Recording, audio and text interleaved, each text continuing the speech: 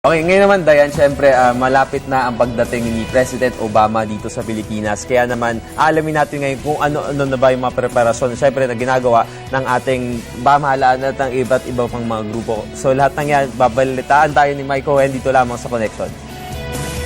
Sa pag-aalis mula sa Washington DC ni US President Barack Obama patungo sa 4 na bansa dito sa Asia upang pag-usapan ng mga issue, China ang isa sa mga pangunahing dahilan ng kanyang pag-uusap tungkol sa security concerns, lalo ng dalawang bansa, Japan at ang Pilipinas. Mas magiging babala sa freedom of navigation ng mga actions ng China ayon sa Estados Unidos. Ito ay isang delikadong sitwasyon, lalo dito sa Japan kung saan nakikita halos araw-araw ang mga Chinese Coast Guard vessels sa loob ng teritoryo ng mga Hapon. Sa Pilipinas, nangyari na rin ito. Nagmamasid mismo ang US Navy, nakikita nila ang mga pangyayari.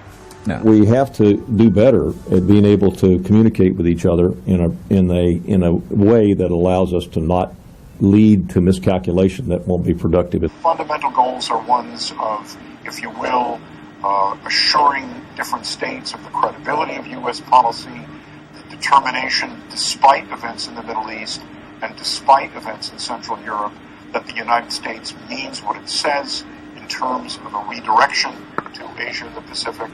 But at the same time, he's got to very candidly talk to allies about very specific issues. China is, if you will, the elephant in the room. He's not going to China, but one way or another, concerns about the rise of Chinese power and how it's perceived by others around the region will be on everyone's mind, including President Obama. Wika ng Estados Unidos, presence matters. Ayon sa US Navy, nakikita naman ang result ng Estados Unidos upang ipagtanggol ang mga karapatan ng mga kaaliadong bansa. Subalit, suportado ng Estados Unidos ang diplomatikong paraan na pinapursue ng Pilipinas sa United Nations International Tribunal of the Sea upang pag-aralan ng lasting solution sa problema. Maliban sa security concerns, 31% ng ekonomiya ng Estados Unidos ay nagmumula sa Asia-Pacific region, lalo tigit sa mga bansa na may mga pending trade agreements sa US. Opening markets across the Asia-Pacific region to U.S. exports and investment will help promote jobs here in the United States in many ways. Ayon sa White House, ang Asia Pivot ay isang pivot for peace and prosperity.